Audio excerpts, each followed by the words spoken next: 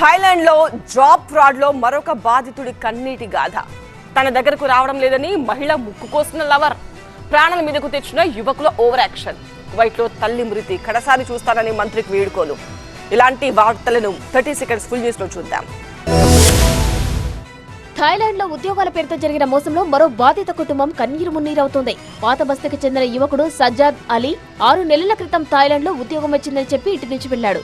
మొదట నెలన్నర పాటు కుటుంబంతో మాట్లాడాడు. ఆ తర్వాత అన్ని కాల్స్ ఆగిపోయాయి. 2 నెలల తర్వాత ఫోన్ చేసి షాకింగ్ విషయాలు చెప్పాడు. తమ మొబైల్ ఫోన్లు, సామాన్లు లాక్కుని ఎక్కడికి తీసుకెళ్తున్నారో కూడా చెప్పకుండా మరో దేశానికి తరలించారని చెప్పాడు. పని చేయనని చెప్పినందుకు ఇనుపరాళ్లతో కొట్టారని, తీవ్ర గాయాలై నొప్పితో బాధపడుతున్నానని తల్లికి చెప్పడంతో ఆమె తమ కుమారుడిని రక్షించాలంటూ కేంద్ర రాష్ట్ర ప్రభుత్వాలను కన్నీటితో కోరుతోంది.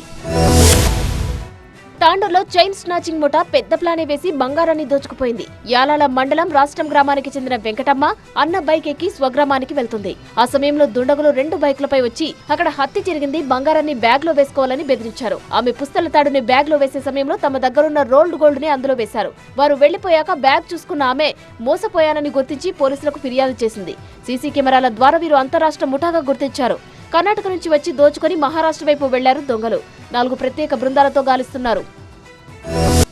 ఆదిలాబాద్ జిల్లా ఇంద్రవెల్లి మండలం కేస్లాపూర్ గ్రామంలో వైభవంగా జరుగుతున్న నాగోబా జాతరలో నిర్వహించిన నాగోబా దర్బార్కు మంత్రి కొండా సురేఖ హాజరయ్యారు. నాగోబా దేవతను దర్శించుకుని ప్రత్యేక పూజలు నిర్వహించారు దేవాదాయ శాఖ మంత్రి. నాగోబా దేవాలయ సమగ్ర అభివృద్ధి కోసం రాష్ట్ర ప్రభుత్వం 22 కోట్లు మంజూరు చేసినట్లు మంత్రి ప్రకటించారు. మరోవైపు నిర్మల్లో జరిగిన ఉత్సవాలు 4వ రోజు కార్యక్రమాలు ధూమ్ధామ్గా సాగాయి.